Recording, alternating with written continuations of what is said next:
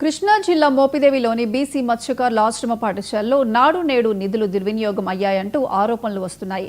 ఇంతకుముందు ప్రధానోపాధ్యాయుడిగా పనిచేసిన దుర్గా సాగర్పై మత్స్యకారుల సంఘం ప్రతినిధులు, విద్యార్థుల తల్లిదండ్రులు ఆరోపణలు చేస్తున్నారు. పనులు చేయకుండానే లక్షల్లో డబ్బులు డ్రా చేసి స్వాహా చేసినట్లు వారు చెబుతున్నారు. అధికారులు స్పందించి పాఠశాల నిధులు కాజేసిన దుర్గా సాగర్పై చర్యలు తీసుకోవాలని వారు డిమాండ్ చేస్తున్నారు. రసీదుల రూపంలో ఉన్నటిని ఈ ఆశ్రమ పాఠశాల 1977లో నిర్మాణం అయింది. ఇది ప్రైవేట్ బిల్డింగ్లో గాంధీ క్షేత్రంలో ఉన్న ఆశ్రమ పాఠశాలని మా నాయకుడు కోలా హరిశ్చంద్రుడు గారు ఇక్కడ రావడానికి అనేక రకాలుగా కృషి చేశాడు.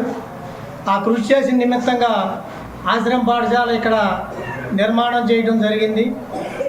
వైఎస్ రాజశేఖర రెడ్డి గారి టైంలో ఓపెన్ చేశారు. ఇక్కడ ఈ నిర్మాణం చేసిన కాడి నుంచి ఈ ఆట స్థలాలు కానీ గ్రౌండ్ మెరక చేయటం కానీ మేము 11 సంవత్సరాల క్రితం డెవలప్మెంట్ కమిటీ ఏర్పాటు చేసి మేము ఈ ఆశ్రమ పాఠశాల గ్రౌండ్ని లెవెల్ చేసి భారీ గోడ నిర్మాణం కోసం నిధులు మోపిదేవి రమణారావు గారి ద్వారా చేయించాము.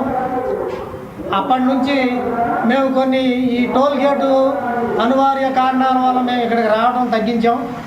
ఈ తగ్గించడం వలన ఇక్కడ 50 లక్షల నిధులు నాడు నేడు సెకండ్ ఫేజ్లో శాంక్షన్ అయిన వాటిని ఒక్క 12 లక్షల మట్టికే కాగితాల రూపంలో రసీదుల రూపంలో ఉన్నటిని 26 లక్షలు డ్రా చేసి చూపిస్తా ఇక్కడ హెచ్ఎం ఇక్కడ నిర్మాణాలు చేయకుండా వదిలేస్తే ఇక్కడ పత్రికా విలేకరుల్లో అన్యాయాన్ని ఎదిరించినందుకు అర్ధరాత్రి కాడ ట్రాన్స్ఫర్ అయిపోయినటువంటి హెచ్ఎం గారు